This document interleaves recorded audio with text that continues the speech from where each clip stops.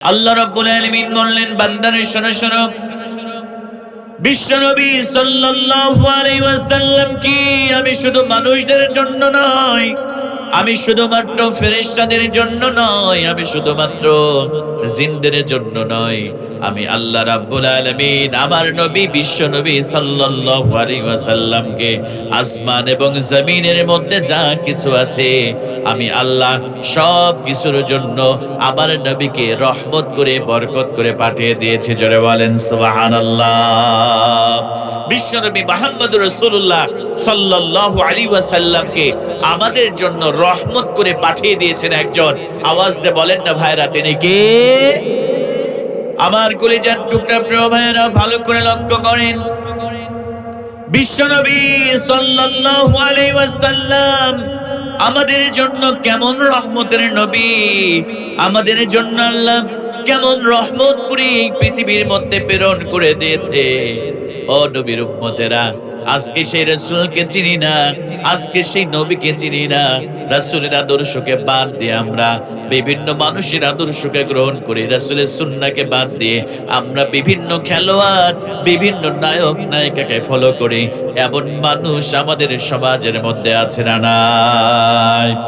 আমার কলিজার টুকরা যুবক ভাইরা, ভালো করে লক্ষ্য করো, কেমন নবী আমরা আল্লাহর পক্ষ থেকে উপহার পেয়েছি। আল্লাহর নবীজি বিশ্ব নবী সাল্লাল্লাহু আলাইহি ওয়াসাল্লাম কিয়ামতের দিন, কঠিন মুসিবতের সময়, ইয়াউমা ইয়াফিরুল মারউ মিন আখিহি, যেদিন ভাই তার ভাইকে চিনবে না, ভাই তার ভাইকে দেখে পলায়ন করবে, ওয়া উম্মিহি, মা তার সন্তানকে দেখে পলায়ন করবে, ওয়া বিহি, তার বাবা তার সন্তানকে দেখে পলায়ন করবে, ওয়া সাহিবাতিহি, স্ত্রী তার স্বামীকে দেখে পলায়ন করবে, ওয়া বিহি। আমার প্রিয় ভাইরা, ওয়া বানিহি, এবার সন্তান তার মা বাবাকে দেখে পলায়ন করবে। আল্লাহর নবীজি বিশ্ব নবী সাল্লাল্লাহু আলাইহি ওয়াসাল্লাম আল্লাহ রাব্বুল আলামিনের কদমে সিজদা দিয়ে ফেলবেন। আমার আপনার নবীজি একা একা জান্নাতে যাবে না, আমার আপনার নবীজি সিজদা দিয়া আল্লাহর কদমে লুটিয়ে পড়ে ইয়া হাবলি উম্মতি, ইয়া হাবলি উম্মতি বলে আমার আপনার নবীজি কান্না শুরু করে দিবে। জোরে বলেন সুবহানাল্লাহ। আমার মুসলমান ভাইরা, কেমন রহমতের নবী পেয়েছি, কেমন রাহমাতাল লিল আলামিন পেয়েছি। আল্লাহর নবীজি বিশ্ব নবী সাল্লাল্লাহু আলাইহি ওয়াসাল্লাম তিনি সিজদা দিয়ে এমন করে কান্না করবেন, আমার আপনার নবীজি কান্না করতে করতে বেহুশ হয়ে যাবেন। আমার আপনার নবীজিকে যখন কান্না করতে করতে বেহুশ হয়ে যাবেন, আল্লাহ পাক রব্বুল আলামিন ডাক দিয়ে বলবেন, হাবিব, ও হাবিব, আপনি আর কান্না করবেন না, আমি আল্লাহ রব্বুল আলামিন আপনার কান্না সহ্য করতে পারছি না। বন্ধুরে, আপনি আর কান্না করবেন না, আমি কান্না সহ্য করতে পারছি না। আপনি মাথাটা তুলেন, ইরফা রাসাক, আপনার মাথাটা উত্তোলন করেন। আজকে আপনি যা চাইবেন হাবিব গো, আমি আল্লাহ রাব্বুল আলামিন আপনাকে তাই দিয়ে আমি আল্লাহ আজকে আপনাকে ধন্য করে দিব। জোরে বলেন সুবহানাল্লাহ। আমার মুসলমান ভাইরা, বিশ্বনবী সাল্লাল্লাহু আলাইহি ওয়াসাল্লাম এবার মাথাটা উত্তোলন করবেন, আল্লাহর সামনে দাঁড়িয়ে যাবেন। আল্লাহর সামনে দাঁড়ায়া পিঠের চাদরটা খুলে বলবেন, ইয়া রাসূলুল্লাহি, ইয়া হাবিবাল্লাহ, ইয়া আল্লাহর নবীজি বিশ্বনবী সাল্লাল্লাহু আলাইহি ওয়াসাল্লাম এবার আল্লাহর সামনে দাঁড়ায় যাবেন। আল্লাহকে ডাক দিয়ে বলবেন, রব্বুল আলামিন, আপনি আমার পিঠের দিকে তাকায় দেখেন। আল্লাহর নবীজি চাদরটা সরাবেন, চাদরটা সরানোর পরে আল্লাহকে ডাক দিয়ে বলবেন, আল্লাহ তাআলা, আপনি আমার পিঠের দিকে তাকায় দেখেন গো আল্লাহ, আমি সেই তায়েফের ময়দানে এই কোরআনের জন্য আমি মার খেয়েছি, কাফিরেরা আমাকে পাথর মেরে রক্তাক্ত করে দিয়েছে। আমি যখন কোরআন নিয়ে তায়েফের ময়দানে গিয়েছি, ছোট্ট ছোট্ট বালকদের হাতে কাফিরেরা তারা পাথর তুলে দিয়ে আমি নবীজিকে পাগল পাগল বলে তারা পাথর নিক্ষেপ করেছে। আল্লাহ তাআলা আমার পিঠের দিকে তাকায় দেখেন ওই পাথরের আঘাতগুলো আমি নবীজির পিঠের মধ্যে এখনো রয়ে গিয়েছে। আল্লাহ তাআলা দুনিয়াতে একটা দোয়া আপনি দিয়েছিলেন, ইসমুস্তাজাবুদ দাওয়া, স্পেশাল দোয়া আল্লাহ আপনি দিয়েছিলেন, কিন্তু ওই দোয়াটা সেই দিন করে নাই। আল্লাহ তাআলা আমার দাঁতের দিকে তাকায় দেখেন উহুদের প্রান্তরে দান মুবারক শহীদ করে ফেলেছিলাম। আল্লাহ তাআলা সাহাবে আবি তালিবের 3 বছর জেলের মধ্যে আবদ্ধ ছিলাম। আল্লাহ তাআলা শুধু তাই নয়, কাফিররা যখন নামাজের মধ্যে চলে যেতাম, রুকু সেজদায় যখন চলে যেতাম, কাফিরেরা আমার মাথার উপরে উটের পচা নারী ভুঁড়িগুলো আমার মাথার উপরে কাফিররা চাপায় দিত। আল্লাহ তাআলা সেই দিনও মুস্তাজাবুদ দাওয়া করি নাই, স্পেশাল দোয়া করি নাই। রব্বুল আলামিন আজকে আপনার কাছে সেই মুস্তাজাবুদ দাওয়া করতে চাই, স্পেশাল দোয়া করতে চাই। আল্লাহ তাআলা আপনার কাছে সেই দোয়া করতে চাই, আপনি আমার গুনাহগার উম্মতদের জীবনের সব গুনাহগুলো আপনি মাফ করে দেন। আমার উম্মতদেরকে না নিয়ে আমি নবীজি ওই জান্নাতের মধ্যে প্রবেশ করতে পারবো না। জোরে বলেন আল্লাহু আকবার। ও নবীর উম্মতেরা ভালো করে লক্ষ্য করেন, আমার আপনার নবীজি আমাকে আপনাকে সারা জান্নাতের মধ্যে প্রবেশ করবে না। আল্লাহ ডাক দিয়ে বলবেন, হাবিব আপনি আমার কাছে আজকে চান, আপনি আজকে আমার কাছে যা চাইবেন আমি আল্লাহ পাক রব্বুল আলামিন আপনাকে তাই দিয়ে ধন্য করে দিব। আল্লাহর কাছে হাবিবুল্লাহ বলবে, আমার আপনার নবীজি বলবে, আল্লাহ তাআলা তোমার কাছে আজকে সেই মুস্তাজাবুদ দোয়া করতে চাই, সেই দোয়াটা করতে চাই। আজকের এই কঠিন মুসিবতের দিনে সূর্যটা যখন মাথার উপরে চলে আসবে, আমার প্রিয় ভাইরা সূর্যের তাপে মাথার মগজগুলো টকবক টকবক করে ফুটতে থাকবে, নাক দিয়ে মগজগুলো পড়বে, মুখ দিয়ে পড়বে, কান দিয়ে পড়বে, জিহ্বাটা তৃষ্ণা পেয়ে বুক পর্যন্ত আমার প্রিয় ভাইরা ভেসা যুবক পর্যন্ত বের হয়ে আসবে, কারো বা নাভি পর্যন্ত বের হয়ে আসবে। আল্লাহ রাসূল সাল্লাল্লাহু আলাইহি ওয়াসাল্লাম আমাদের ভুলে যাবে না। আল্লাহকে ডাক দিয়ে বলবে, আল্লাহ তাআলা আমার গুনাহগার উম্মতদেরকে maaf করে দিয়া তুমি আমার গুনাহগার উম্মতদেরকে জান্নাতি বানায়া দাও। জোরে বলেন সুবহানাল্লাহ। আমার প্রিয় ভাইরা আল্লাহ পাক রব্বুল আলামিন ডাক দিয়ে বলবেন, হাবিব আপনার দোয়া কবুল করা হলো, আপনার উম্মতের জীবনের সব গুনাহ maaf করে দিলাম। হাবিব গো আপনি যান, আপনার গুনাহগার উম্মতদেরকে নিয়ে আপনি জান্নাতের মধ্যে প্রবেশ করেন। আমার আপনার নবীজি এবার আমার আপনার মতো গুনাহগার উম্মতদেরকে সুপারিশ করে করে আল্লাহর নবীজি আমাদেরকে জান্নাতের মধ্যে প্রবেশ করায় দিবেন। জোরে বলেন সুবহানাল্লাহ। এজন্য আল্লাহ রাব্বুল আলামিন বলেন, ওয়া মা আরসালনাকা ইল্লা রাহমাতাল লিল আলামিন। জোরে বলেন আল্লাহু আকবার। এজন্য আল্লাহ রাব্বুল আলামিন বললেন, ও হাবিব আপনাকে আমি আসমান এবং জমিনের মধ্যে যা কিছু আছে আমি আল্লাহ রাব্বুল আলামিন সব কিছুর জন্য আমি আপনাকে রহমত করে, আমি বরকত করে এই দুনিয়ার মধ্যে আমি প্রেরণ করে দিয়েছি। জোরে বলেন সুবহানাল্লাহ। আমার প্রিয় ভাইয়েরা রাসূলুল্লাহ শুধু আমাদের জন্য রহমত নয়, এই পৃথিবীতে পশু পাখির জন্য আল্লাহ পাক রব্বুল আলামিন আবার আপনার নবীকে রহমত করে পাঠায় দিয়েছে। একটু ভালো করে লক্ষ্য করেন আমার প্রিয় ভাইয়েরা, পশু পাখির জন্য আমার আপনার নবীজি কেমন রহমাতাল লিল আলামিন। আল্লাহ রাব্বুল আলামিন বিশ্ব নবী সাল্লাল্লাহু আলাইহি ওয়াসাল্লামকে মক্কা থেকে মদিনায় হিজরত করার কথা বললেন। আল্লাহর নবীজি হযরত আবু বকর সিদ্দিককে নিয়ে আমার প্রিয় ভাইরা আল্লাহর নবীজি মক্কা থেকে মদিনার উদ্দেশ্যে রওনা করে ফেললেন। ভালো করে লক্ষ্য করেন প্রিয় ভাইরা, কেমন রহমাতুল লিল আলামিন নবী পেয়েছি, কেমন রহমতের নবী পেয়েছি। হযরত আবু বকরকে নিয়ে বিশ্বনবী সাল্লাল্লাহু আলাইহি ওয়াসাল্লাম এবার মদিনার উদ্দেশ্যে রওনা হয়েছে। কিছু দূর যাওয়ার পরে মক্কা মদিনার টেম্পারেচার অনেক বেশি, মরুভূমির মধ্যে উত্তপ্ত বালির মধ্যে আর হাঁটতে পারেন না। আমার নবীজি হযরত আবু বকরকে ডাক দিয়ে বলে, আবু বকর, আর তো সহ্য হয় না, আমি তো আর হাঁটতে পারি না, প্রচন্ড তৃষ্ণা পেয়েছে আবু বকর, প্রচন্ড ক্ষুধা পেয়েছে, আমাদের কাছে যতটুকুন পানি ছিল সব ফুরিয়ে গিয়েছে, যতটুকুন খাবার ছিল সব ফুরিয়ে গিয়েছে। আবু বকর রে, দেখো না আশেপাশে কোনো বাড়ি পাওয়া যায় কিনা, আমরা সেইখানে যাব, কিছু পানি তাদের থেকে নিব, তৃষ্ণা নিবারণ করব। শুধু তাই নয়, কিছু খাবার তাদের থেকে নিব এবং সেইটা গ্রহণ করে আমরা কিছুক্ষণ বিশ্রাম নিয়ে আবার আমরা মদিনার উদ্দেশ্যে আমরা আবার রওনা করব। জোরে বলেন সুবহানাল্লাহ। বিশ্বনবী বললেন, আবু বকর দেখো না কোনো বাড়ি পাওয়া যায় কিনা, আমরা সেখানে গিয়ে একটু বিশ্রাম করে, একটু পিপাসা মিটিয়ে, একটু খাবার গ্রহণ করে আমরা আবার মদিনার উদ্দেশ্যে আমরা রওনা করব। জোরে বলেন আল্লাহু আকবার। আমার প্রিয় ভাইরা গভীর মনোযোগ। এবার হযরত আবু বকর সিদ্দিক রাদিয়াল্লাহু তাআলা আনহু সামনের দিকে তাকায় দেখে একটা বাড়ি দেখা যায়।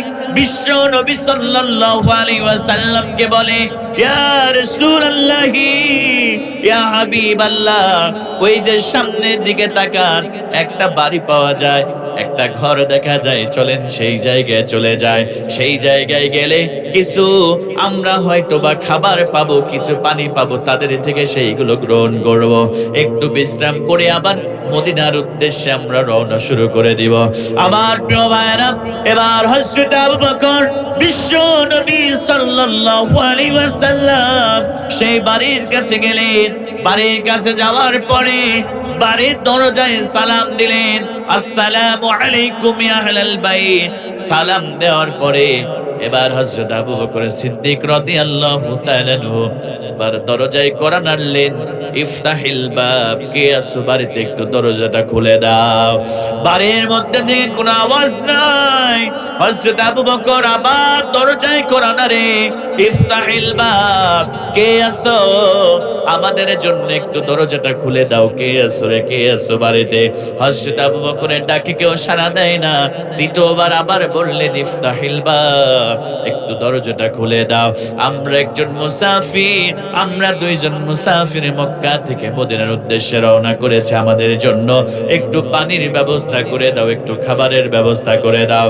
ও মুসলমান কলিজার টুকরা প্রিয় ভাইরা, যখন আবু বকর এই কথা বললেন, আমাদের জন্য একটু পানির ব্যবস্থা করে দাও, আমাদের জন্য একটু খাবারের ব্যবস্থা করে দাও, আমার প্রিয় ভাইরা, এবার বাড়ির মধ্য থেকে নাম তার উম্মে মাবাদ এবার সালামের জবাব দিয়ে বলে, আমার বাড়িতে কোনো পানি নাই, আমার বাড়িতে কোনো খাবার নাই, যে পরিমাণ পানি আর যে পরিমাণ খাবার তোমাদের দুইজনের জন্য প্রয়োজন, আমার বাড়িতে কোনো খাবার কোনো পানিও নাই। উম্মে মাবাদ ডাক দিয়ে বলে, আমার বাড়িতে কোনো খাবার নাই, কোনো পানি নাই, আমার স্বামী আবু মাবাদ পাহাড়ের পাদদেশে ছাগল চড়াতে গিয়েছে, বিকেল বেলা যখন ঘরের মধ্যে প্রবেশ করবে, আমার প্রিয় ভাইরা, উম্মে মাবাদ ডাক দিয়ে বলে, আমার স্বামী যখন ঘরের মধ্যে প্রবেশ করবে ছাগল নিয়ে, ওই ছাগলের দুধ দহন করে আমরা দুইজন স্বামী স্ত্রী ওই ছাগলের দুধ আমরা পান করব। জোরে বলেন সুবহানাল্লাহ। উম্মে মাবাদ বলছে, আমার ঘরের মধ্যে কোনো খাবার নাই, কোনো পানি নাই, যেইটা দ্বারা তোমাদেরকে আপ্যায়ন করা হবে। আমার স্বামী আবু মাবাদ সে পাহাড়ে গিয়েছে ছাগল চড়ানোর জন্য, সেখান থেকে ছাগল নিয়ে যখন আসবে, আর ওই ছাগল যখন দুধ দহন করে আমি আর আমার স্বামী সেইটা পান করব, কিন্তু এর চেয়ে আর কোনো খাবার আমার ঘরের মধ্যে নাই। জোরে বলেন আল্লাহু আকবার। আমার মুসলমান কলিজার টুকরা প্রিয় ভাইরা, এবার বিশ্বনবী সাল্লাল্লাহু আলাইহি ওয়াসাল্লাম কেমন রহমাতাল লিল আলামিন, যুবক ভাইরা ভালো করে লক্ষ্য করেন। আজকে নবীকে চিনো না, কিন্তু বনের পশু পাখি আল্লাহর রাসূলকে ঠিকই চিনেছে, কথা বলেন ঠিক কিনা? বিশ্বনবী সাল্লাল্লাহু আলাইহি ওয়াসাল্লাম এবার উম্মে মাবাদের উঠানের এক কোণায় চোখ পড়ে গেল। আল্লাহর নবীজি সাল্লাল্লাহু আলাইহি ওয়াসাল্লাম উঠানের কোণায় তাকিয়ে দেখে একটা ছাগল শুয়ে আছে। আল্লাহর নবীজি আবু বকরকে ডাক দিয়ে উদ্ধারণ করব, এরপরে আমরা তৃপ্তি সহকারে খাবো। এবার আবু বকর চলে গেলেন উম্মে মাবাদের কাছে। আমার মুসলমান কলিজার টুকরা প্রিয় ভাইরা, এবার আবু বকর যখন উম্মে মাবাদের কাছে গিয়ে বললেন, ও উম্মে মাবাদ, একটা পাতিল আমাদের হাতে দিয়ে দাও। তোমাদের বাড়ির মধ্যে উঠানের এক কোণায় একটা ছাগল আছে, আমরা ছাগল থেকে দুধ দহন করব, তুমি অনুমতি দাও। তুমি যদি অনুমতি দাও, ওই বকরি থেকে দুধ দহন করে আমরা তৃষ্ণা নিবারণ করব। উম্মে মাবাদ ডাক দিয়ে বলে, ও পথিক ও মুসাফির, যে ছাগলটা তোমরা দেখেছো, ছাগলটা হলো একটা দুর্বল ছাগল, একটা রোগী ছাগল, অসুস্থ ছাগল। আর সব থেকে বড় কথা হলো, এই ছাগলের তো কখনো বাচ্চা হয় নাই, এই ছাগলের তো কখনো বাচ্চা হয় নাই। এই ছাগল দুধ দেবে কেমন করে? ছাগলের তো কখনো দুধ হয় নাই, বাচ্চা হয় নাই। হযরত আবু বকর মুস্কি মুস্কি হাসে আর চিন্তা করে, তোমার এই চিন্তা করার দরকার নাই। আমার রাসূলের বরকতময় মুখ থেকে যখন বের হয়েছে ছাগল থেকে দুধ দহন করবে, উম্মে মাবাদ, তুমি এত চিন্তা করো না, তুমি একটা পাত্র দিয়ে দাও। দুধের ব্যবস্থা আল্লাহ পাকের পক্ষ থেকে আমার রাসূল ব্যবস্থা করে দিবে। জোরে বলেন সুবহানাল্লাহ। এবার হযরত আবু বকর বিশ্বনবীকে বললেন, ইয়া রাসূলুল্লাহি, ইয়া হাবিবাল্লাহ, উম্মে মাবাদের কাছে পাত্র চাইলাম, ইয়া রাসূলুল্লাহ পাত্র দিল না, বরং রাগান্বিত হয়ে গেল। কারণ এইটা নাকি এমন ছাগল যা কখনো বাচ্চা দেয় নাই, যার কখনো দুধ হয় নাই। একটা রোগী একটা ছাগল এই জায়গায় বাঁধা আছে। আল্লাহ রাসূল মুস্কি মুস্কি হাসে আর আবু বকরকে বলে, আবু বকর তুমি চিন্তা করো না, যাও আবার উম্মে মাবাদের কাছে যাও, একটা পাত্র নিয়ে আসো। আবার আবু বকর উম্মে মাবাদের কাছে গেলেন, পাত্র চাইলেন। উম্মে মাবাদ রাগান্বিত হয়ে গেলেন। হযরত আবু বকর ডাক দিয়ে বলে, উম্মে মাবাদ, তুমি চিন্তা করো না, তুমি একটা পাত্র তোমার থেকে চেয়েছি, একটা পাত্রের ব্যবস্থা করে দাও। উম্মে মাবাদ রাগান্বিত ঘরের মধ্য থেকে একটা ছোট্ট পাত্র এনে হযরত আবু বকরের হাতের মধ্যে দিয়ে দিলেন। হযরত আবু বকর বিশ্ব নবীর কাছে পাত্রটা নিয়ে গেলেন। বিশ্ব নবী আমার ছোট্ট একটা পাত্র দেখে আল্লাহ নবী বললেন, আবু বকর এইটুকুন পাত্র হবে না, এর চেয়ে বড় পাত্র যদি উম্মে মাবাদের কাছে থাকে, এর থেকে বড় পাত্র তুমি নিয়ে আসো। আল্লাহ রাসূলকে ডাক দিয়ে বলে, ইয়া রাসূলুল্লাহি, ইয়া হাবিবাল্লাহ, হুজুর গো, এর থেকে বড় পাত্র চাইলে রেগে যাবে, কারণ হলো এই ছোট্ট পাত্রই তো দিতে চায় না। আল্লাহ রাসূল বলেন, আবু বকর যাও, আমি রাসূল বলেছি বড় পাত্র নিয়ে আসো। এবার হযরত আবু বকর সিদ্দিক রাদিয়াল্লাহু তাআলা আনহু এবার তিনি উম্মে মাবাদের কাছে গেলেন, বললেন, উম্মে মাবাদ একটা বড় পাত্র দাও, এইটুকুন পাত্রে হবে না। উম্মে মাবাদ রাগান্বিত হয়ে গেল। তিনি মনে করলেন পাগলের পোলাপ ছাড়া এটা কিছুই হতে পারে না। আবু বকর যখন বারবার বলল, আবু বকরের কথা শুনে এবার উম্মে মাবাদ একটা বড় পাত্র আবু বকরের হাতে দিয়ে দিলেন। জোরে বলেন সুবহানাল্লাহ। হযরত আবু বকর এবার পাত্রটা এনে বিশ্ব নবীর সামনে ধরলেন। ইয়া রাসূলুল্লাহি, ইয়া হাবিবাল্লাহ, এর থেকে বড় পাত্র আর উম্মে মাবাদের কাছে নাই গো নবী। এই যে নেন পাত্র দিয়েছে আল্লাহর নবী, বিশ্ব নবী, দয়ার নবী, মায়ার নবী, রহমাতাল লিল আলামিন নবী। ও নবীর উম্মতেরা কেমন নবী পেয়েছেন একটু ভালো করে লক্ষ্য করেন। আল্লাহর নবীজি বিশ্ব নবী সাল্লাল্লাহু আলাইহি ওয়াসাল্লাম এক পা দুই পা করে এবার ছাগলের কাছে চলে গেলেন। আল্লাহর নবীজিকে দেখার সঙ্গে সঙ্গে এবার ছাগলের জবানটা খুলে গেল। ওই ছাগল ডাক দিয়ে বলছে, ইয়া রাসূলুল্লাহি, ইয়া হাবিবাল্লাহ, আপনার কাছে আমার একটা কমপ্লেইন আছে, আপনার কাছে একটা আমার বিচার আছে গো হাবিব। আল্লাহর নবী বললেন, কি বিচার বলো রে ছাগল, কি বিচারের বলো, তুমি আমার কাছে বলো। ছাগল ডাক দিয়ে বলে, ইয়া রাসূলুল্লাহি, ইয়া হাবিবাল্লাহ, আমার বিচার হলো আমার মুনিব, আমার মালিক আবু মাবাদ আমারে ঠিক মতো খেতে দেয় না, আমার মালিক আমারে মাঠে নিয়ে যায় না, আমি অসুস্থ জন্য আমারে বাড়িতে রেখে দেয়, অন্যদেরকে মাঠের মধ্যে খাওয়াতে নিয়ে যায়, আমাকে নিয়ে যায় না, আমি অসুস্থ বলে। ইয়া রাসূলুল্লাহ, ইয়া হাবিবাল্লাহ, আমার মালিকের নামে আপনার কাছে বিচার দিলাম। আল্লাহ নবীজি ব্যতীত হয়ে গেলেন। এবার ওই ছাগলের গায়ের উপরে আমার নবীজির বরকতময় হাতটা রেখে দিলেন। রাখার পরে এবার ছাগলটা অসুস্থ ছিল, আমার রাসূলের বরকতময় হাত দিয়ে যখন ছাগলের মাথা থেকে পিঠের উপরে মাসা করে দিলেন আমার প্রিয় ভাইরা, এবার ছাগল শোয়া থেকে দাঁড়িয়ে গেলেন। এমন অবস্থা ফিরে আসলো, মনে হয় যেন ছাগল কখনো অসুস্থ হয় নাই। ছাগলটা দাঁড়ায়া আল্লাহ রাসূল সাল্লাল্লাহু আলাইহি ওয়াসাল্লামের দিকে তাকায় আছে। আল্লাহর নবী ডাক দিয়ে বলে, ও বকরিয়া, টেনশন করো না, আমি রাসূল তোমার বরকত, আমার বরকতময় হাতটা তোমার উপরে রেখেছি, আর জীবনে মৃত্যুর আগ মুহূর্ত পর্যন্ত তুমি আর কখনো অসুস্থ তুমি হবে না। জোরে বলেন সুবহানাল্লাহ। আমার প্রিয় ভাইরা, এবার গভীর মনোযোগ দেন। বিশ্বনবী সাল্লাল্লাহু আলাইহি ওয়াসাল্লাম এবার পাত্রটা নিয়ে বিসমিল্লাহ বলে এবার ওই বকরির উলানের মধ্যে হাত দিয়ে দিলেন।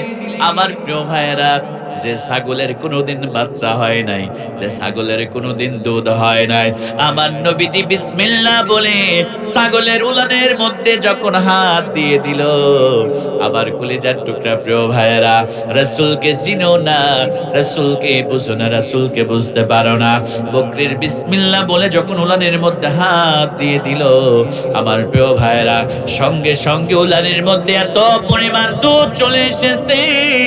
আল্লাহর নবীজিকে বকরি ডাক দিয়ে বলে, ইয়া রাসূলুল্লাহ, ইয়া হাবিবাল্লাহ, আপনি তাড়াতাড়ি দুধ দহন করেন, এই দুধের ভার আমি বকরি সহ্য করতে পারি না।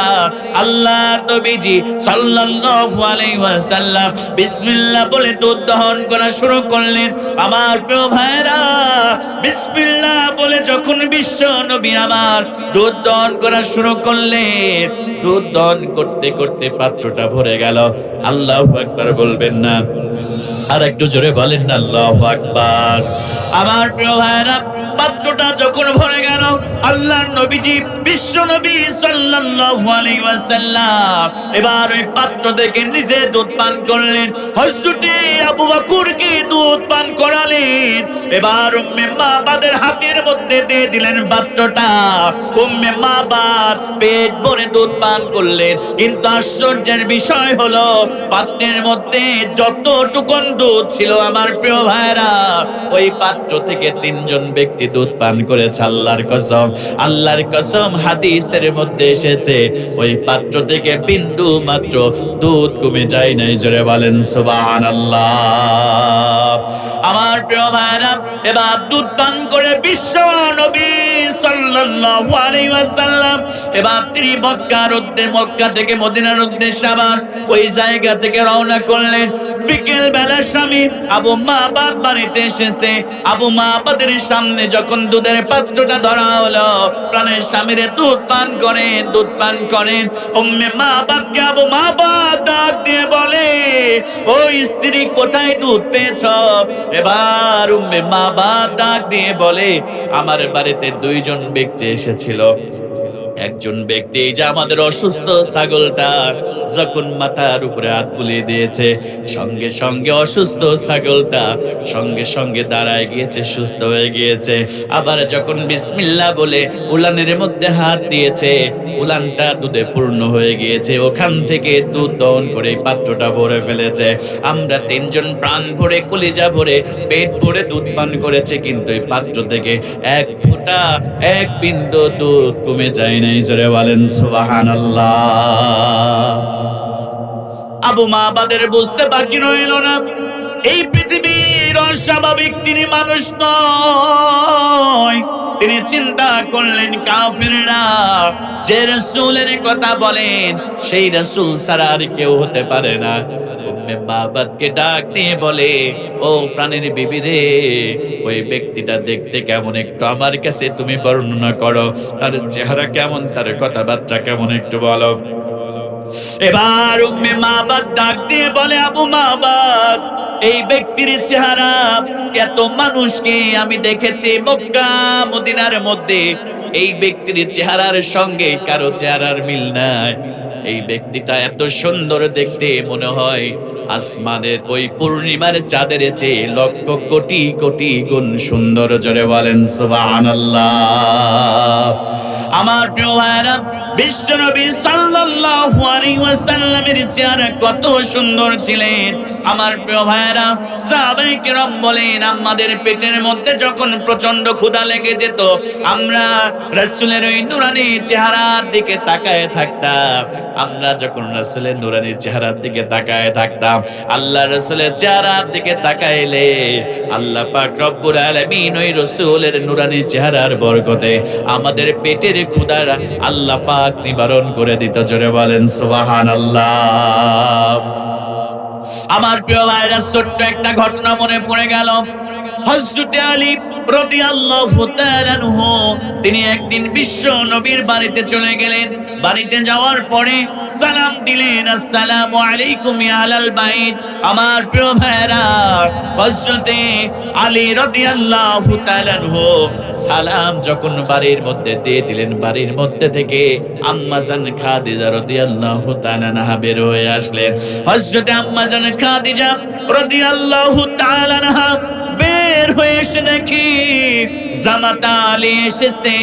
মুখের দিকে তাকায় দেখে আলীর মুখটা অনেক মলিন হয়ে আছে, শুকনো হয়ে আছে, পেটের মধ্যে প্রচন্ড ক্ষুধা, এটা বোঝা যায়। আমার প্রিয় ভাইরা, আম্মা জান খাদিজা ডাক দিয়ে বলে, আলী, মনে হয় তুমি কয়েকদিন যাবত কোনো খানা গ্রহণ করো না। হযরত আলী ডাক দিয়ে বলে, ইয়া উম্মি আম্মা জান, ও আম্মা জান, আজকে 3 দিন যাবত কোনো খানা আমি আলীর পেটের মধ্যে পড়ে না। এই যে দেখেন, পেটের মধ্যে পাথর বেঁধে আমি আলী চলাফেরা করে কোরআনের দাওয়াত দিই। আজ 3 দিন যাবত হয়ে গেল, আজ 3 দিন যাবত আমার ঘরের মধ্যে কোনো খানা, আমার ঘরের মধ্যে কোনো খানা রান্না হয় না। আম্মা জানা খাদিজা রাদিয়াল্লাহু তাআলা ডাক দিয়ে বলেন, ও আলী, যে রাসূলের কাছে তুমি খাবারের জন্য এসেছো, যে রাসূলের কাছে তুমি খাবার গ্রহণ করার জন্য এসেছো রে আলী, আজ 3 দিন হয়ে গেল তোমার রাসূলের বাড়িতে খাবার রান্না হয় না, খাবার তো রান্না হয় না। হযরত আলী ডাক দিয়ে বলে, আম্মা জান, আমি তো রাসূলের দরবারে খাবারের জন্য আসি নাই, আমি তো খানার জন্য আসি নাই। আমার আলীর পেটের মধ্যে প্রচন্ড ক্ষুধা যখন লেগে যায়, আমার প্রিয় ভাইরা ভালো করে লক্ষ্য করে, হযরত আলী ডাক দিয়ে বলে, দুপুরে আমার পেটের মধ্যে যখন প্রচন্ড ক্ষুধা লেগে যায়, আমি যখন আমার রাসূলের চেহারার দিকে তাকাই, আল্লাহ পাক রব্বুল আলামিন রাসূলের ওই চেহারার দিকে তাকাইলে আমার পেটের ক্ষুধাটা নিবারণ হয়ে যায়। জোরে বলেন সুবহানাল্লাহ। উম্মে মাবাদ ডাক দিয়ে বলে, রাসূলের ওই ব্যক্তির চেহারা পূর্ণিমার চাঁদের চেয়ে সুন্দর। ও আমার প্রিয় ভাইরা, আবু মাবাদ বললেন, ওইটা দুনিয়ার কোনো সাধারণ মানুষ নয় রে, ওইটা দুনিয়ার কোনো সাধারণ মানুষ নয় রে, যার অপেক্ষায় আমি এতদিন ছিলাম, ওইটা হলো নবী মুহাম্মদ। তার হাতে ইসলাম কবুল করে আমরা মুসলমান হয়ে যাব। যদি দেখা হয়ে যেত, আজকে ইসলাম কবুল করতাম, তার হাতে আমরা মুসলমান হয়ে যেতাম। আমার মুসলমান কলিজার টুকরা প্রিয় ভাইরা, হাদিসের মধ্যে এসেছে কয়েকদিন পরে আবু মাবাদ উম্মে মাবাদকে সাথে করে মদিনায় গিয়ে আমার রাসূলের হাতে হাত রেখে তিনি মুসলিম কবুল করে তিনি মুসলমান হয়ে গিয়েছে। জোরে বলেন সুবহানাল্লাহ।